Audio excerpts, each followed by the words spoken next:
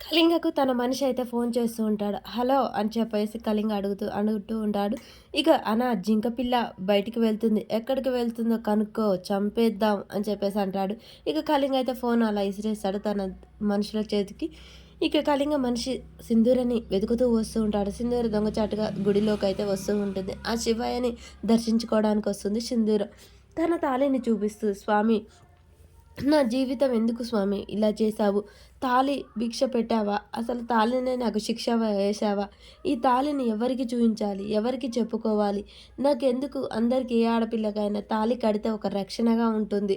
కానీ నాకెందుకు స్వామి శిక్షగా వేశావు? ఈ తాళిని ఎవరికి చూయించుకోలేను. ఎవరికి చెప్పుకోలేను. నా బాధ ఎవరికి చెప్పుకోవాలి? నా ఇష్టంతో కట్టిన తాళి కాదు ఇది. నాకు శిక్షగా పడింది. నేనేం చేయాలి స్వామి? మా అత్తని నన్ను దూరం చేస్తుందా ఈ తాళి? దగ్గర చేస్తుందా అనేదాన్ని కూడా తెలియకుండా నాకు సమస్య ఎదురవుతుంది స్వామి. పరిష్కారం నువ్వే చెప్పాలి అని చెప్పేసి స్వామీజీని ఏడుకుంటుంది. చెప్పు శివయ్య చెప్పు అంటుండగానే హరహర మహాదేవ అంటూ ఇంతలో స్వామీజీ వస్తాడు. ఆ స్వామీజీని చూడగానే సింధూరకు నీ మెడలో తాలి పట్టడం తథ్యం, నేను ఎదుట సింధూరం వస్తుంది అని చెప్పిన స్వామీజీ కదా అని చెప్పేసి సింధూర స్వామీజీ కాడికి వచ్చి తన కాళ్ళ మీద పడే ఆశీర్వాదం తీసుకుంటుంది. సుమంగళి భవ అని దీవిస్తాడు. దీర్ఘ సుమంగళి భవ అని దీవిస్తాడు. అలా దీవించగానే శివయ్యని అటు గంగాలమ్మని అలా దేవుళ్ళందరినీ చూపిస్తూ ఉంటారు. సింధూర ఒక్కసారిగా షాక్ అయి చూస్తూ ఉంటుంది. ఏంటమ్మా దీర్ఘ సుమంగళి అని దీవిస్తున్నానని చూస్తున్నావా? నీకు పెళ్ళైన సంగతి నాకు తెలుసు. అది కాదు స్వామి, ఈ పెళ్ళి నాకు ఇష్టంతో జరిగింది కాదు. కానీ ఈ పెళ్ళిని నేను ఎలా అనుమతించాలి? ఎలా ఈ పెళ్ళిని పెళ్ళి అనుకోవాలి? నా జీవితం ఎటుపోతుంది స్వామి అనగానే నీకు పెళ్ళి జరుగుతుంది అని చెప్పాను. ఆ శివయ్య జరిగేలా చేశాడు. ఆ శివయ్య లీలలే లీలలు.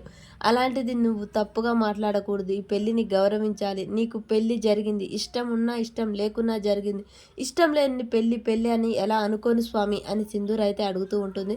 స్వామీజీ అమ్మ నీకు ఇష్టం లేదని పెళ్ళి కాకుండా పోదు. నీకు జరిగింది పెళ్ళి. ఆ శివయ్య ఆశీర్వాదంతో జరిగింది. నువ్వు ఇష్టపడి చేసుకుంటే నీ బంధువుల సమక్షంలోనే చేసేది. కానీ ఆ శివయ్య సన్నిధిలో, ఆ శివారాధకుల సన్నిధిలో జరిగింది నీ పెళ్ళి. ఇంకా విశిష్టంగా శ్వేతనాగ ఆశీర్వదించి చేసింది మీ పెళ్ళి. అలాంటిది పంచభూతాలే మీకు సాక్ష్యంగా నిలిచాయి. అలాంటి పెళ్ళిని నువ్వు అవమానించకూడదు. నీకు జరిగింది దేవా ఆశీర్వాదంతో జరిగిన శివయ్య ఆశీర్వదించిన పెళ్ళి. కాబట్టి నీకు జరిగింది పెళ్ళి. త్వరలోనే మీ ఇద్దరు ఒకటవుతారు. అన్నీ సకమవుతాయి అని చెప్పేసి అయితే ఆ స్వామీజీ దీవిస్తూ ఉంటాడు. మరి సింధూర ఈ తాలిబొట్టును అలాగే ఉంచుకుంటుందా? ఈలోపు ఎవరైనా సింధూర మెడలో తాళిని చూసి అడుగుతారా? అసలు ఏం జరుగుతుంది అనేది మనకు నెక్స్ట్ ఎపిసోడ్లో తెలుస్తుంది.